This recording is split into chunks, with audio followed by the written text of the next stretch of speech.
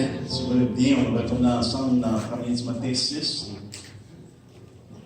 C'est intéressant, lorsqu'on regarde des choses, on peut les regarder à plusieurs reprises et toujours en tirer quelque chose d'extra que le Seigneur met en lumière. Et on est intéressé de voir ce que Timothée, à quoi Timothée le Paul veut justement communiquer à Timothée et qui est pour nous une leçon, je crois, qui est essentielle pour le temps dans lequel nous sommes. On a regardé à partir du verset 3 du chapitre 6 et on va les relire. Ça nous dit, si quelqu'un enseigne de fausses doctrines et ne s'attache pas aux saines paroles de notre Seigneur Jésus-Christ et à la doctrine qui est selon la piété, il est enflé d'orgueil, il ne sait rien.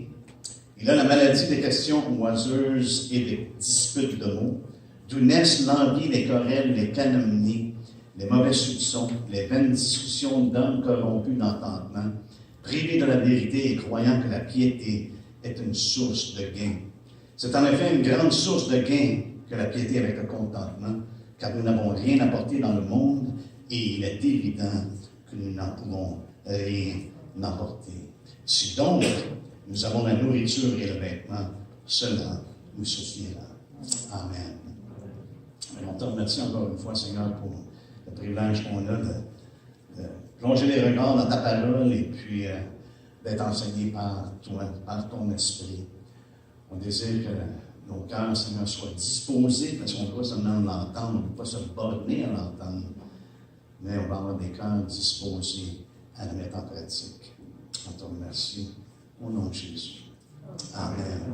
On a commencé à regarder ce passage-là qui est vraiment Paul, je crois, en lumière. C'est opposé.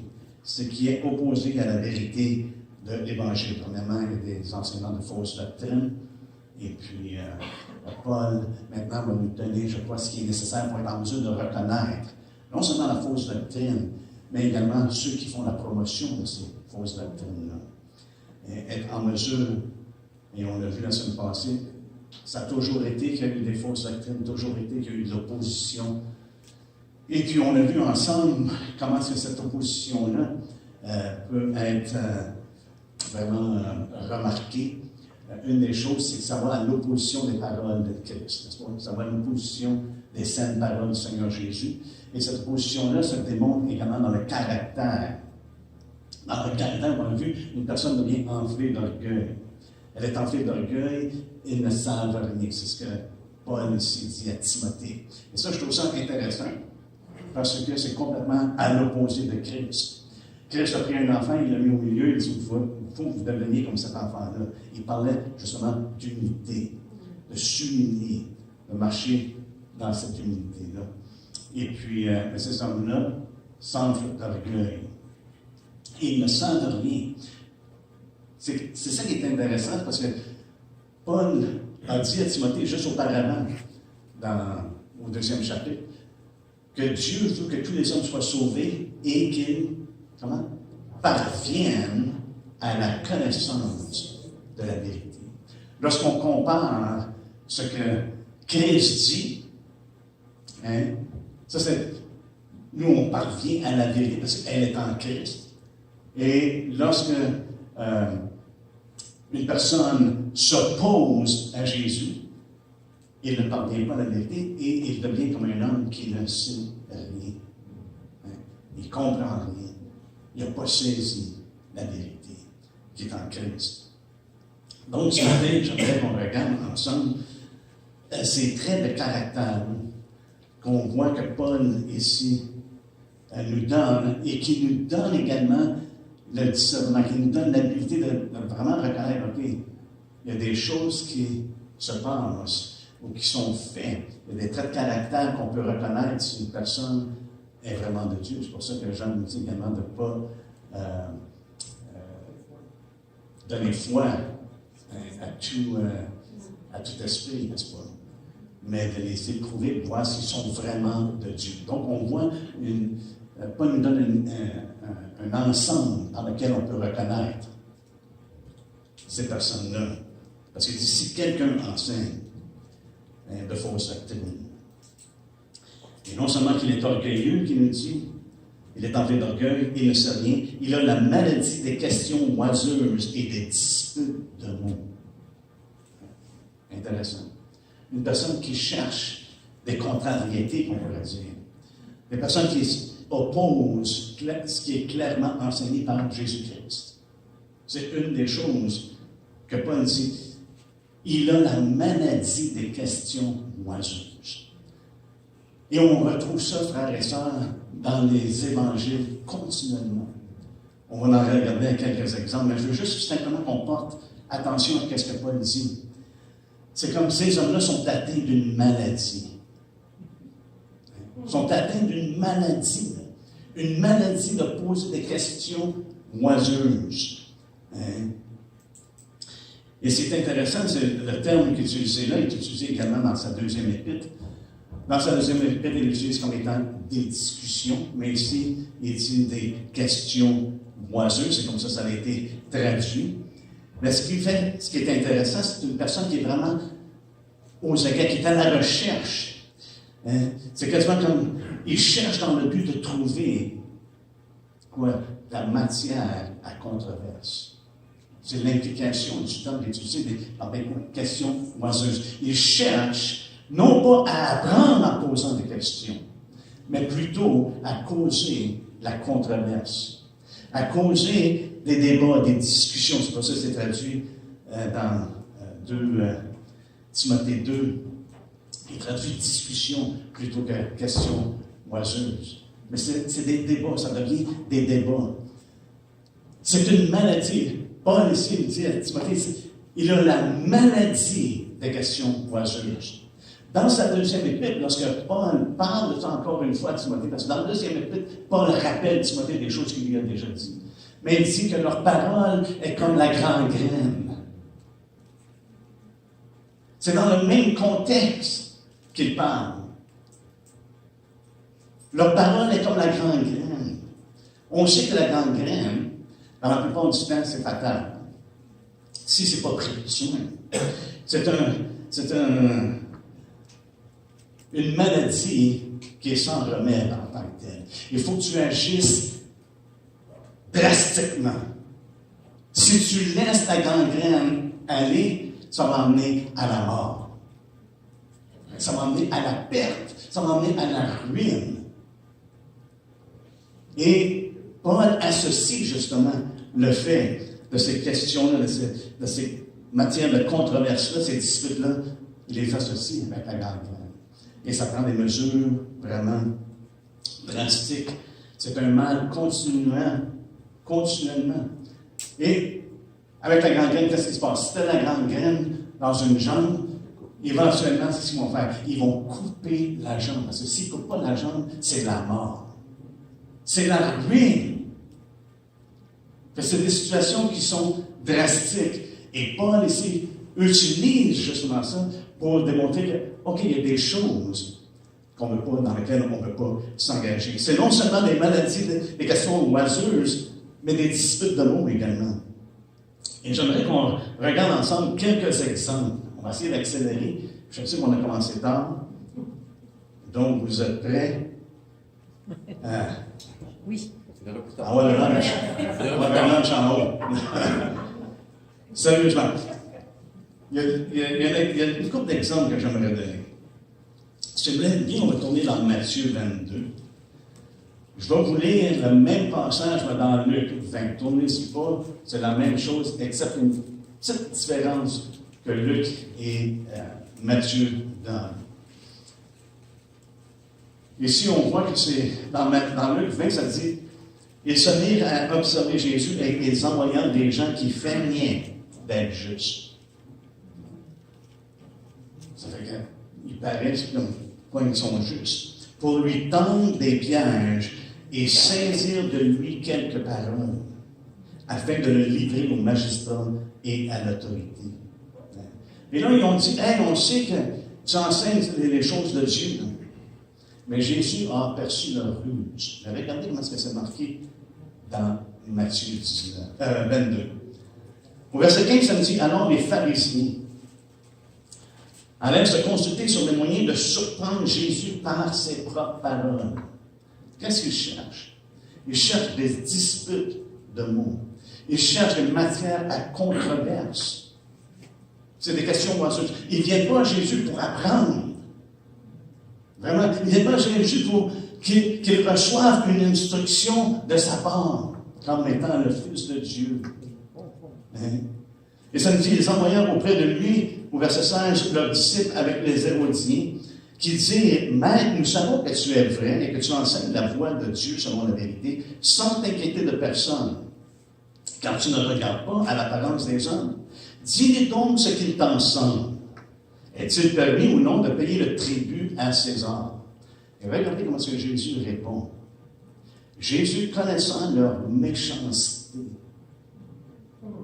répondit, pourquoi me tentez-vous, hypocrite? C'est une forme de tentation. C'est une forme de tentation de venir me poser des questions oiseuses, non pas pour être instruit, mais pour générer la controverse. Et Jésus leur a répondu à un point qu'ils étaient tous étonnés. Il dit, rendez à César ce qui est à César. Il était surpris. Comment est-ce que Jésus a répondu? Mais si on va juste auparavant, Jésus va plus loin que ça, au chapitre 19.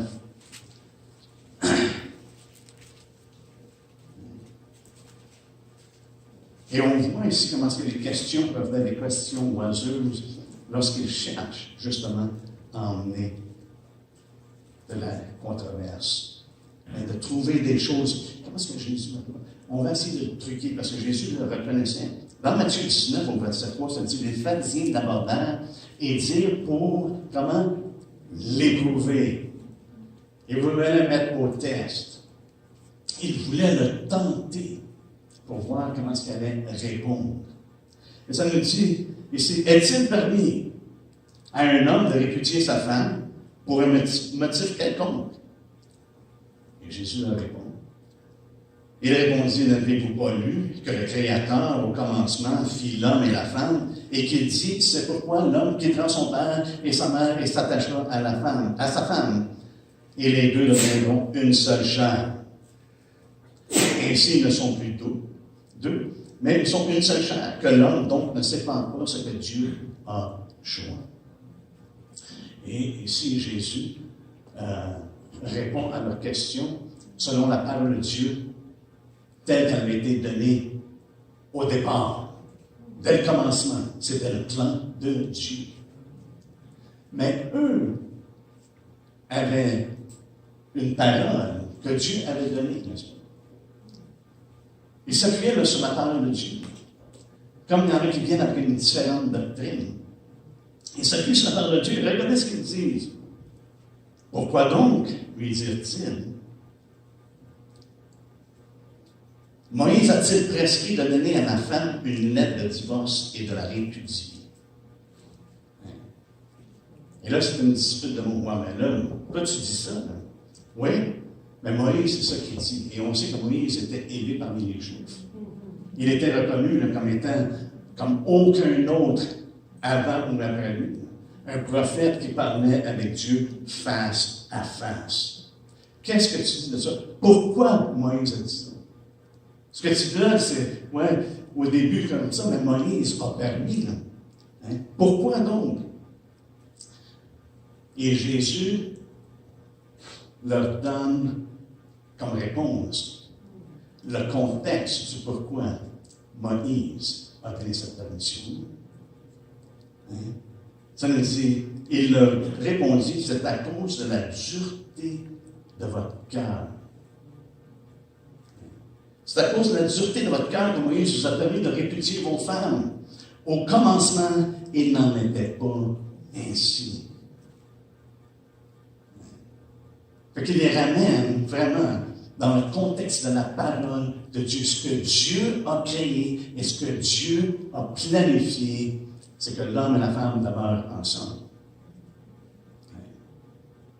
Moïse l'a permis. Pourquoi? Parce que votre cœur était dur et ça a libéré les personnes qui étaient innocentes. Dieu se met en peine pour l'innocent. Mais quand même, Jésus insiste que la répudiation ne devrait jamais être. Parce qu'il dit, mais je vous dis que celui, au verset 9, que celui qui répudie sa femme, sauf pour l'infidélité. Il y a déjà eu infidélité. Donc, une personne ne peut pas commettre l'infidélité plus qu'elle a été déjà commise par une personne, mais sauf pour l'infidélité, et qui en épouse une autre, commet un adultère. Mais Jésus met les choses en perspective, dans le contexte. Si tu répudies ta femme, autre que l'infidélité, t'en épouses un autre, tu commets l'adultère. Point final, pas d'explication. Il n'y a pas de texte de 500 pages pour expliquer ce que ça veut dire. Hein? Ça veut dire ce que ça veut dire. Ce que Jésus dit. Dieu, dans la création, il a créé l'homme et la femme pour être ensemble. Mais à cause de la dureté du cœur, il y a une intervention qui est venue pour la libération, je crois, de ceux qui sont innocents. Mais regardez ce que les disciples disent. Les disciples entendent ça et sont bouleversés. Et là, j'ai vu un petit peu de ce que j'allais partager. Mais je veux juste, ça m'est venu en lisant ce passage-là. Regardez ce que ça dit. Ces disciples lui disent, si telle est la condition de l'homme à l'égard de la femme, il n'est pas avantageux de se marier. Les disciples avaient adopté la mentalité que c'est correct de divorcer. C'est correct de répudier sa femme. Pas simplement pour infidélité, c'était rendu pour, quelle que soit la raison, c'était rendu correct. Mais la réponse de Jésus, frères et sœurs, affirme ce que Dieu a dit dès le point de départ. Regardez ce qu'il dit. Il leur répondit, au verset 11, « Tous ne comprennent pas cette parole, mais seulement ceux à qui cela est donné. Car il y a des eunuques qui le sont dès le ventre de leur mère, et il y en a qui le sont devenus par les hommes, et il y en a qui se sont rendus eux-mêmes eunuques, à cause du royaume des cieux, que celui qui a des oreilles, que celui qui peut comprendre, comprenne. » Et souvent, j'ai dit, Seigneur, je ne comprends pas. Mais ça m'est. Tout d'un coup, c'est comme quelque chose qui est éclairé. Ce que Jésus, je crois, est en train de nous dire ici, c'est que c'est mieux que tu sois unique. Que ce soit par les hommes, ou que ce soit par naissance, ou que ce soit parce que tu veux servir dans le royaume de Dieu. C'est mieux d'être unique que de briser l'alliance du mariage. Et c'est pour ça, frères et sœurs, il faut faire attention avec ce qu'on voit ici lorsqu'il parle justement de questions oiseuses, des questions qui viennent de dire, OK, est-ce qu'on peut se donner un espace pour faire ce qu'on veut faire? Et lorsqu'on veut faire ce qu'on veut faire, tout ce qu'on demande, c'est que notre cœur est endurci. On doit prendre la parole de Dieu pour qu'est-ce qu'elle nous dit pleinement. Simplement, Dieu nous a donné une révélation. Il nous a ouvert le mystère, justement, de Christ. Et Christ a fait connaître le Père afin qu'on puisse comprendre. Et non pas qu'on soit dans la controverse, mais qu'on marche selon la parole de Dieu. Des mots de dispute. Des mots de dispute dans Luc 11. On a vu la semaine passée que dans leur aveuglement, les pharisiens ne savaient même pas qu'eux-mêmes ne rentraient pas dans leur royaume. Vous vous souvenez de ça? Ils ne rentrent pas dans le royaume qui empêche ceux qui voudraient rentrer. Mais juste par la suite, et ça, il était invité à souper là, chez un pharisien.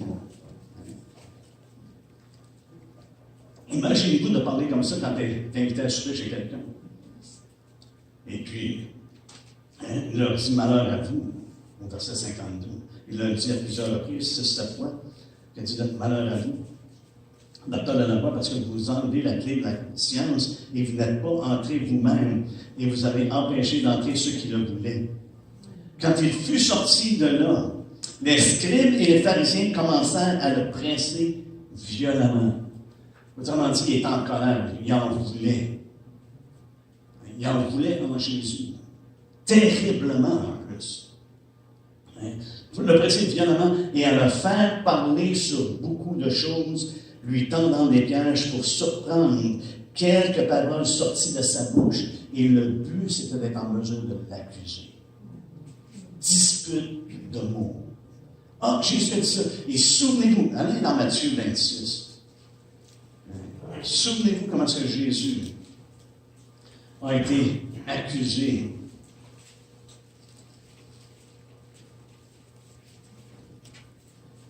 On va commencer à lire à partir du verset 59. Regardez ce que ça dit. Les principaux sacrificateurs et tout le Sanhédrin cherchaient quelques faux témoignages contre Jésus, suffisant pour le faire mourir, mais ils n'en trouvèrent point, quoique plusieurs faux témoins se soient présentés enfin, il en vint deux qui dirent, celui-ci a dit, je puis détruire le temple de Dieu et le rebâtir en 3 jours. Le souverain sacrificateur se leva et lui dit, ne réponds-tu rien? Qu'est-ce que ces hommes déposent contre toi? Hein? Jésus gardait le silence. Il y avait eu plusieurs. Hein? Il dit, qu'est-ce que ces hommes déposent contre toi? Ça nous dit auparavant qu'il y a eu plusieurs témoignages contre Jésus, et c'était des témoignages de disputes, de mots. Ils ont dit, Jésus a dit, il peut détruire le temple et le rebâtir en 3 jours. Il avait complètement manqué ce que Jésus est en train d'enseigner. Il parlait de son camp. Mais il cherchait une dispute. Il a dit ça. Hein?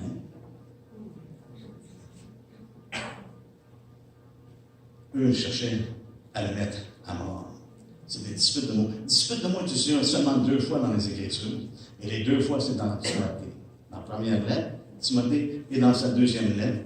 Ce que j'ai fait référence tantôt, dans 2 Timothée 2, ça nous dit au verset 14, rappelle ces choses en conjurant devant Dieu,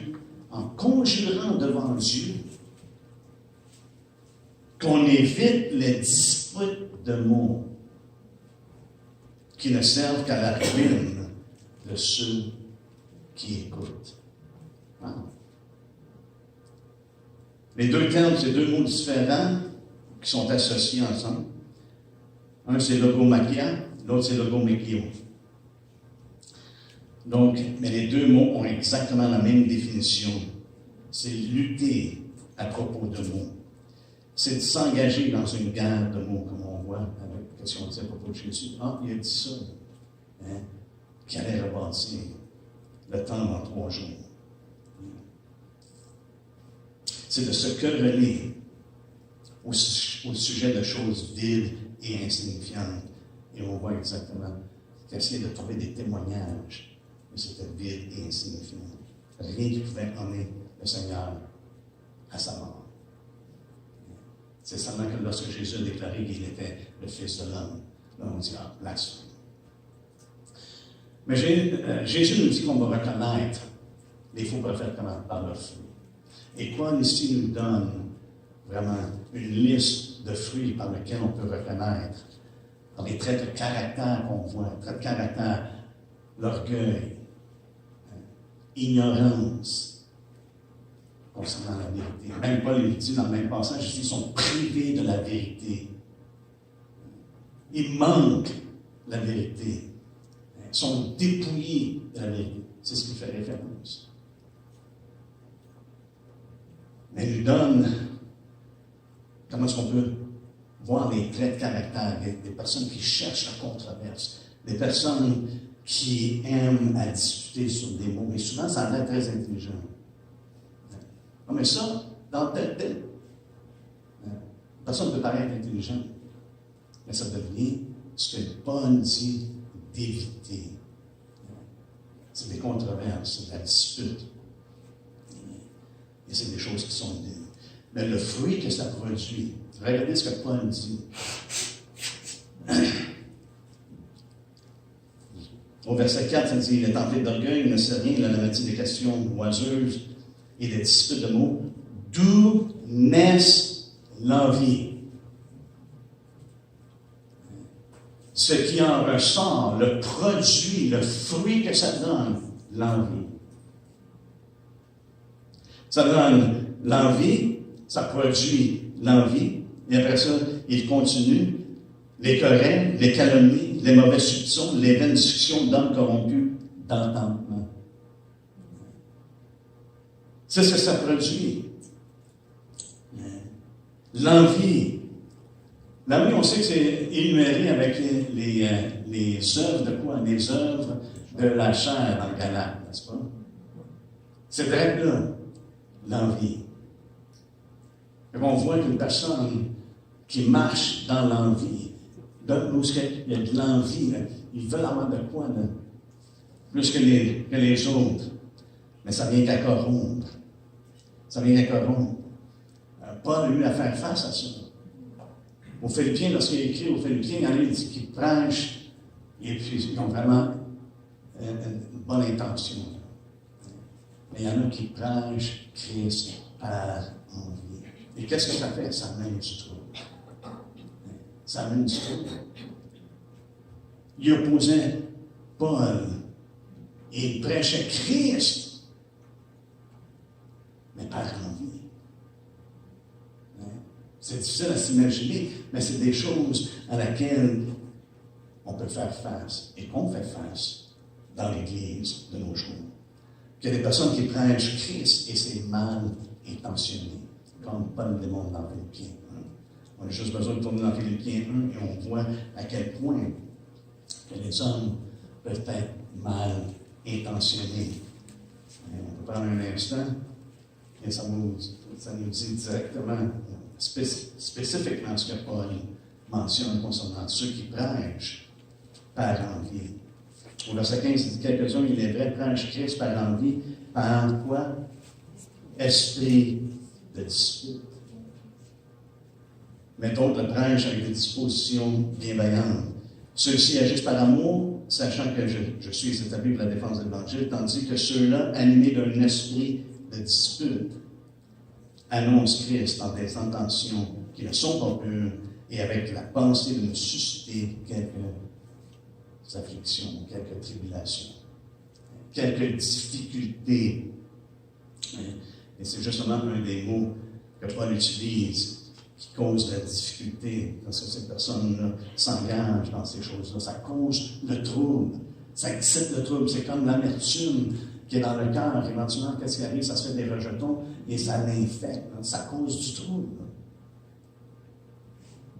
Ceux qui marchent dans l'envie, ça vient à causer le trouble. Et Paul augmente de plus en plus, il dit l'envie, les querelles, les calomnies, les mauvais soupçons et les vaines discussions. Ça s'enchaîne. Le trouble augmente. Pourquoi? Parce que ça l'infecte, ça se répand. Ça commence avec l'envie et ça s'en vient des querelles, des calomnies. Les querelles parlent de dispute, de rivalité. Et on sait une chose. Paul le dit à Timothée, clairement dans sa deuxième épître.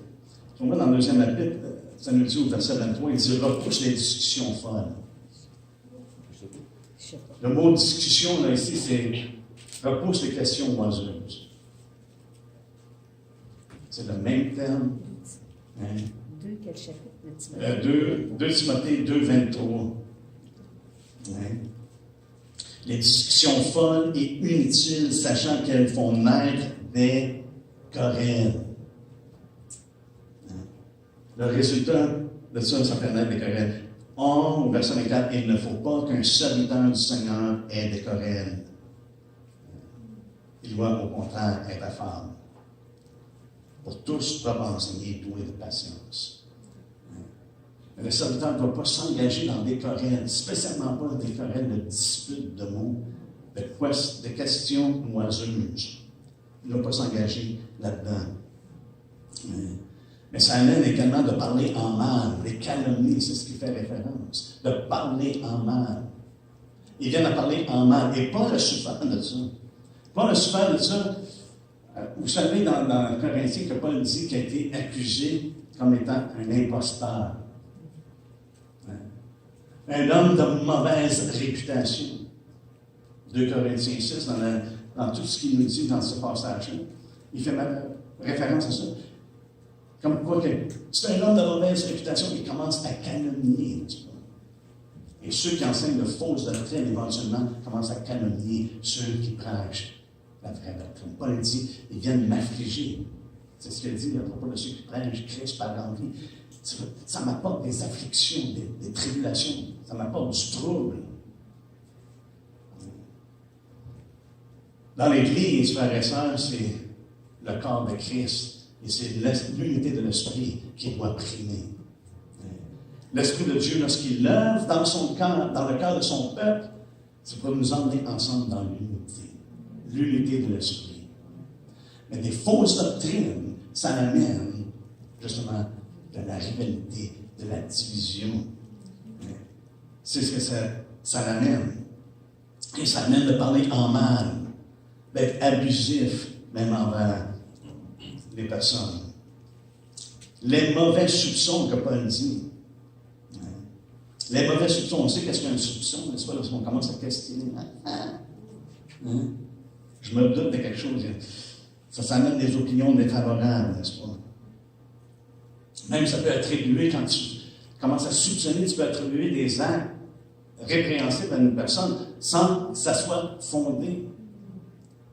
Et c'est ça que Paul dit. Tu vas reconnaître ces choses-là parce qu'il va y avoir là, des personnes qui vont justement emmener dans des mauvais soupçons. Il se plaît là-dedans, qui amène des difficultés et même des périls. Le terme mauvais soupçon, les soupçons, ça cause justement la méfiance. Mais le terme qui est utilisé, on le retrouve dans le Proverbe, le principe que ce que Dieu est, ce qui est une abomination, c'est quand les gens excitent les frères à la querelle. Qui excitent des querelles entre des frères. En anglais, ça dit ceux qui sèment la discorde. Autrement dit, un semeur de discorde. Les mauvais soupçons. Le terme mauvais ici, c'est justement, c'est de semer la discorde. C'est faisant le mal aux autres. C'est quelque chose qui est dangereux. C'est quelque chose qui est dangereux. On a vu que ce que Paul a dit dans le deuxième chapitre, deuxième lettre, deuxième chapitre au verset 14, lorsqu'il dit de rappeler ces choses-là et d'éviter les disputes de mots qui servent qu'à la ruine de ceux qui écoutent. Et le terme ici utilisé pour ruine, c'est un terme qu'on utilise en français. Catastrophe. Est-ce qu'on connaît le terme catastrophe? Ça amène la catastrophe. Il dit, évite ces choses-là. Pourquoi? Parce que ça amène la catastrophe. Ça amène la ruine. Ça renverse. C'est la destruction. C'est le bouleversement. Et parfois, c'est utilisé d'une manière métamorphiquement, qui veut dire de l'extinction d'un esprit de consécration. Je trouve que c'est intéressant. D'emmener les gens, au lieu d'être consacrés à Christ, ça extingue ça. Ça apaise la flamme, on pourrait dire, d'être consacré. Et c'est pour ça que je crois que c'est important pour nous de réaliser. Fausse doctrine a souvent emmené les gens à vivre dans un libertinage, à vivre dans un manque de consécration à Christ. La voie est large. Et ne croyez pas et ne pensez pas qu'il n'y a pas une réalité dans l'Église. C'est même une réalité parfois parmi les ministres de Christ. Je me donne de la grâce, une marge de grâce qui est large. J'ai entendu ça personnellement de ministres. Au lieu d'emmener les gens dans la voie qui est étroite, dans le chemin qui est resserré, je me donne une marge de grâce qui est large. Oh. Et c'est pour ça que c'est important, frères et sœurs, de reconnaître. Est-ce que ça concorde avec la parole de Christ ou est-ce que ça oppose la parole de Christ. Lorsqu'une personne me dit, je me donne une marge large de grâce, je me dis, OK, sur quel chemin tu marches? Parce que Christ n'a jamais donné cette marge de grâce large-là. Il dit de marcher sur le chemin restauré. Il nous dit, suivez-moi. Est-ce que Jésus marche dans le chemin large? Non, je crois non. On doit le suivre. On doit le suivre. Les vaines discussions, il parle de discussions qui sont absolument inutiles. Des disputes sans fin.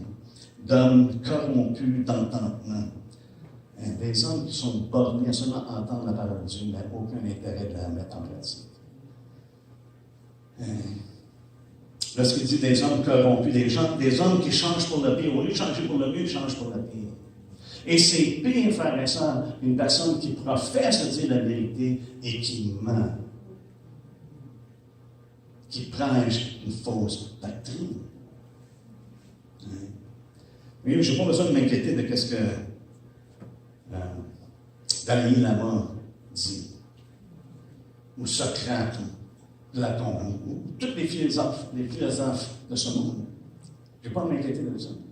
Mais c'est ceux qui viennent dans le nom de Christ, et pourtant qui opposent les paroles de Christ. Aussi subtil que ça soit fait. Voyez-vous, lorsque les pharisiens sont venus dans la parole de Dieu. Spécialement concernant le mariage. Mais Moïse, pourquoi donc Moïse a dit de répudier ça? Nos femmes. Et c'est là c'est important. Quand on parle de la parole de Dieu, dans tout son aspect, dans tout son contexte, on voit ici que Jésus a donné le contexte. Ça, c'est la raison pour laquelle Moïse a fait ça, parce que notre cœur est en sus. Et au commencement, ça n'a jamais été le plan de Dieu. Et c'est mieux de garder le plan de Dieu, même maintenant. Parce que sinon, on démontre la dureté du cœur.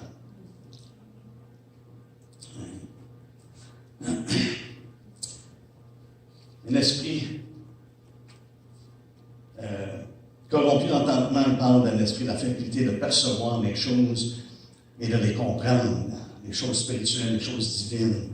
Et c'est des hommes corrompus d'entendement qui sont incapables de percevoir les choses de Dieu. Mais ça parle distinctivement de la conscience réfléchie. Dieu nous a donné une conscience. On est capable de raisonner. Dans Ésaïe, j'aime la traduction anglophone, mais dans Ésaïe 1, Ésaïe parle, et c'est Dieu qui parle, et dit, venons, plaidons. Venons et plaidons. Mais le terme, lorsqu'on regarde dans les Grecs, le terme veut également dire, venons et raisonnons. Et en anglais, c'est la façon qu'ils l'ont traduit. Let us reason together. Assoyons-nous et plaidons. Raisonnons ensemble. Dieu veut qu'on ait des interactions avec lui. On soit capable de penser que ces hommes-là sont capables, leur conscience réfléchie est complètement vide. C'est leur parole au-dessus de la parole de Dieu. Et Paul en a fait mention, ils sont plus capables de raisonner. Il en a fait mention à Timothée dans le premier chapitre. Ces hommes-là, ils ont perdu leur conscience. Et quoi? Ils ont fait naufrage concernant la foi. Concernant Alexandre. Il a mentionné au chapitre 4 à propos des faux docteurs, où ce que leur conscience est flétrie, brûlée, saisie de tout. Il n'y a plus rien qui rentre. Et ici, il le mentionne. Et c'est en rapport avec soit ceux qui se détournent, ceux qui délaissent, ou ceux qui rejettent la parole de Dieu. Comme au chapitre 4e chapitre, ceux qui commencent à enseigner d'autres doctrines, des doctrines même que Paul associe, des doctrines de démons.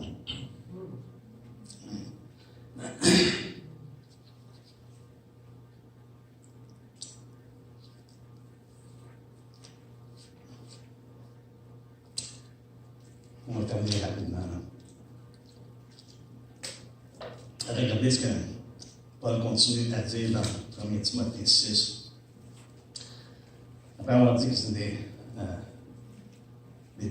de pleines discussions d'hommes corrompus d'entendement, il dit, il affirme privés de la vérité. Ils ne sont pas parvenus à la connaissance de la vérité. Ils sont privés de la vérité. Et croyant que la piété est une source de gain. Et encore une fois, on voit l'exemple, c'est comme si Paul a pris l'exemple de Jésus, n'est-ce pas? Il expose vraiment où est le problème. Comme Jésus dit, c'est la dureté de votre cœur, c'est pour ça que Moïse a fait ça. Et maintenant, Paul expose le problème interne. Mais c'est un problème interne, frères et sœurs, qui n'est pas juste arrivé comme ça. Ce n'est pas juste simplement à cause de leur convoitise. Mais c'est quelque chose également qu'ils avaient appris avec le temps. C'est ça qui est intéressant. C'est des choses qu'ils avaient appris avec le temps. Fait que c'est des hommes qui sont dépouillés, on pourrait dire, qui manquent vraiment la connaissance de la vérité, qui sont privés de la connaissance de la vérité. Lorsqu'on parle de la vérité, on parle vraiment de s'appuyer sur Dieu. De s'appuyer sur Dieu et c'est l'œuvre qu'il a accomplie à travers Christ. Mais frères et sœurs, lorsqu'on enseigne la vérité, par le fait même, on rejette toute autre chose. Tout ce qui n'est pas la vérité. On rejette tout mensonge. Fait qu'on rejette ce qui se retrouve dans ce monde. Avez-vous remarqué, dans ce monde, ils ne veulent pas savoir la vérité souvent. Les gens, ceux qui cherchent la vérité vont la trouver. Ils vont trouver qui? Jésus-Christ. C'est le seul. Au rejet des autres choses. Au rejet des superstitions des païens, avec tous leurs dieux, ou leurs philosophes, comme j'ai mentionné, Socrate et Platon et tous ces hommes-là, ou les inventions des Juifs, avec tout ce qu'ils avaient ajouté à la parole de Dieu, avec toutes leurs règles, qu'il y avait des centaines de règles qu'ils avaient ajoutées, qu'ils avaient inventées, pour se rendre juste à leurs yeux. Ou, comme Paul le mentionne ici, des opinions corrompues de faux enseignants qui se glissent, ou qui se retrouvent parmi les chrétiens. C'est une réalité, c'est quelque chose qu'on doit faire face, parce que c'est une réalité, et c'est une réalité qu'on va voir de plus en plus grandissant. Et on le voit, simplement qu'on regarde ce qui se passe alentour, et qu'on constate qu'est-ce qui est enseigné sur les médias sociaux. Il y a beaucoup de choses. Et je vois également le même esprit de dispute qui est à l'œuvre dans ces choses-là. Croyant que la piété est une source de gain. Et ici, Paul met en lumière le mécontentement de ces hommes-là. Des hommes qui sont insatisfaits de leur sort, ils veulent prendre les choses entre leurs mains. Jude le dit de cette manière, dans Jude 1,16, ça dit, ce sont des gens qui murmurent, qui se plaignent de leur sort, qui marchent selon leur convoitise, qui ont à la bouche des paroles hautaines, sont orgueilleux, qui admirent les personnes par motif d'intérêt. Ici, dans notre génération, dans les derniers 50 ans, on a vu une doctrine qui s'est élevée, une doctrine de convoitise qu'on appelle prospérité. Que Dieu veut prospérer. Mais ça reflète ce que, ici, Jules nous fait part, et ça reflète également ce que Paul met en lumière, non seulement le mécontentement, mais qu'est-ce que les hommes ont appris par tradition. Ah, Dieu veut nous bénir, Dieu veut nous bénir. Et à travers l'Ancien Testament, on voit que Dieu souvent a béni les hommes qui étaient pieux, qui étaient extrêmement riches. Donc, ils sont venus associer que la piété et la richesse, c'était comme, ça va de pair. Ça va de pair. Et c'est justement le terme qu'il utilise. Retenir quelque chose par coutume. C'était un usage reconnu. C'était reconnu que si une personne est pieux, Dieu va les bénir. Et c'était leur ligne de pensée, ces hommes-là. Les faux enseignants, mais ils gardent la même ligne de pensée. La piété, c'est une source de gain. Dieu va nous bénir. Et savez-vous, même les disciples pensaient de cette manière-là. Parce que lorsque Jésus a dit que le jeune homme riche, que ça serait dur pour ceux qui mettent leur confiance dans les richesses, de rentrer dans le royaume de Dieu, il était étonné. Et quand il leur a dit ça une deuxième fois, il était encore plus étonné. Hein? Parce que dans leur tête, quand une personne est pieuse, Dieu bénit. Hein? Dieu va bénir.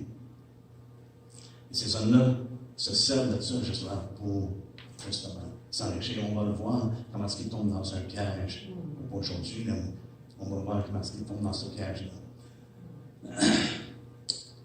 Et puis, il y a un autre bout de verset qui n'est pas présent ici dans la Louis II, mais qui est présent dans la Martin, dans l'Amsterdam. Ça nous dit de se séparer de ces personnes-là. De se retirer de ces personnes-là. Mais c'est le concept. À toutes les fois qu'il y a quelque chose de faux, Paul nous dit de s'éloigner. Dans Romains 16, c'est ce qu'il dit. Il dit, éloignez-vous d'eux. Autrement dit, fuyez. Fuyez ces hommes-là. Prenez vos bottines et allez-vous-en. De ne pas s'engager. C'est pour ça qu'il dit, évitez les disputes de mots. Pourquoi? Parce que ça vient par des hommes qui sont corrompus d'entendement. Il n'y a rien qui rentre. Ça ne donne rien de s'engager là-dedans. Une chose certaine concernant la source de gain dont Paul ici dans la lumière, qui croit que la piété est une source de gain. Si on se rappelle ce que Jésus a dit, frères et sœurs, une chose qui est certaine, c'est de se garder du levain des pharisiens et des sadduciens, n'est-ce pas? Paul dit, voyez ce qui se passe, leur comportement, leur caractère, les traits de caractère qu'ils ont, comment est-ce qu'ils agissent et leur ligne de pensée. Vous avez besoin de vous éloigner de ça. Parce que c'est un faux enseignement. C'est ce qui est dans la lumière. Et c'est ce que Jésus a dit, n'est-ce pas? Gardez-vous du levain des pharisiens et des sadduciens. Il pensait qu'il parlait du levain du pain, jusqu'à temps qu'il réalise, après que Jésus leur ait expliqué, n'est-ce pas, qu'il est emmené à la conclusion, ah non, c'est pas le levain du pain, c'est de l'enseignement des pharisiens et des sadduciens. Mais dans Luc, ça dit, gardez-vous du levain des pharisiens, qui est quoi? L'hypocrisie. Fait que c'est lequel? Qu'est-ce qui est le levain? Le levain des pharisiens. Est-ce que c'est l'enseignement ou c'est l'hypocrisie? C'est les deux, n'est-ce pas? Parce qu'un enseigne parce qu'il dit. Dans Matthieu, lorsqu'il parle de l'enseignement des pharisiens, il utilise le terme de celui qui donne l'instruction, qui enseigne par voie vive. Hein? Mais lorsqu'il parle d'hypocrisie, c'est une autre forme d'enseignement, c'est un enseignement par action. C'est une duplicité. Tu dis une chose, mais tu dis autre chose. C'est de la duplicité. Et le Seigneur nous dit de ne pas être hypocrite, n'est-ce pas? De ne pas être double. Dire une chose et de vivre quelque chose d'autre. Allez avec moi dans Galate. Un des primes, on a regardé ça ensemble, on l'a vu, je le mentionne. Un des plus bels exemples. On sait que Dieu a utilisé Pierre pour enseigner concernant les païens, n'est-ce pas? Avec Corneille. Il l'a utilisé pour dire que vraiment Dieu donnait la repentance aux païens également. Et pourtant, quand Pierre est allé à Antioche,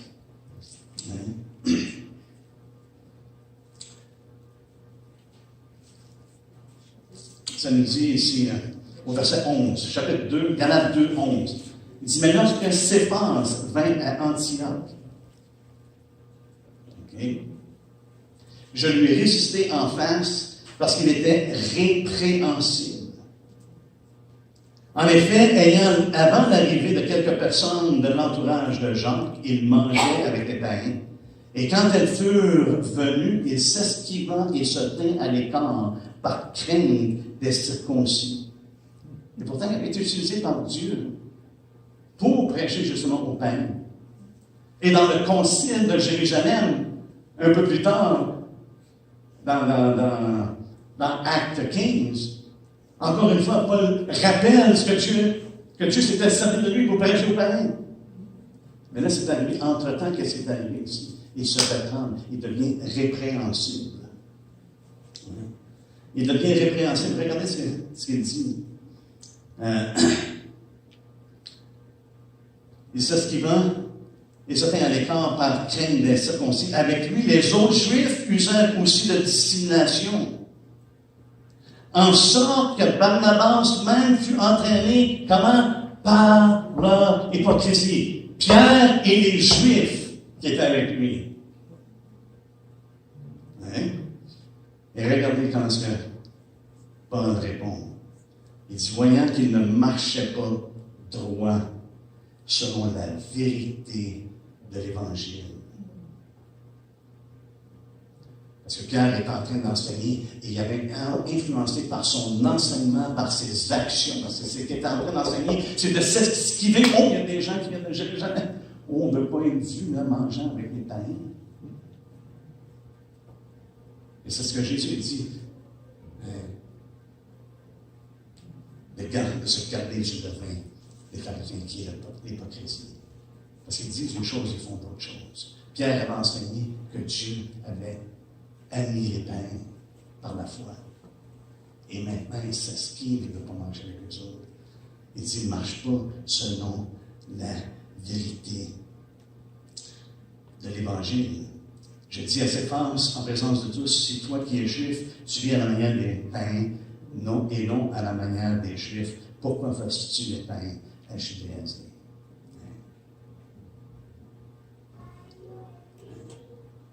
Par son enseignement, il vient de renier ce qu'il avait déjà enseigné. Par ses actions, par l'hypocrisie. Et c'était une des choses, des dangers de la tradition, c'est que la tradition peut transcender la parole de Dieu. Et Paul ici, pas Paul de Pierre, il y a un manque. Il y a eu un manque. Et son enseignement n'était pas selon la vérité. Et on va terminer.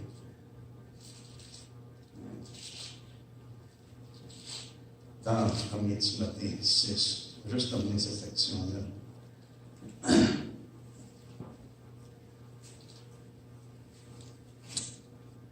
On pourrait dire qu'on enseigne beaucoup plus par notre exemple, souvent, que par qu'est-ce qu'on dit. Mais Pierre s'est repris parce qu'au concile de Jérusalem, il a été ferme. Il dit non, Dieu s'est servi de moi. Donc il s'est repenti de son hypocrisie. Mais ça nous dit ici, au verset 6, Paul affirme que la piété est une grande source de gain. Je dis, au verset 6, c'est en effet une grande source de gain que la piété avec le contentement. Car nous n'avons rien apporté dans le monde et il est évident que nous n'en pouvons rien apporter. Si donc nous avons la nourriture et le vêtement, cela nous suffira. Qu'est-ce que Paul est en train de dire à Timothée? Que notre focus ne doit pas être sur les choses de ce monde, mais sur les choses d'en haut. Parce que Dieu ne manquera jamais de fournir ce que nous avons de besoin. La nourriture, le vêtement, une place pour demeurer. Dieu ne manquera jamais à ça. Il va toujours fournir. Et on doit se contenter. Qu'est-ce que ça veut dire de se contenter? C'est lorsqu'on a suffisamment en ce qui concerne les nécessités de la vie. Je suis content, nourriture, je suis habillé, merci Seigneur, j'ai une place à coucher. Nous avons dit, c'est un esprit qui contente son sang. Ce que Dieu lui donne, il le prend avec reconnaissance.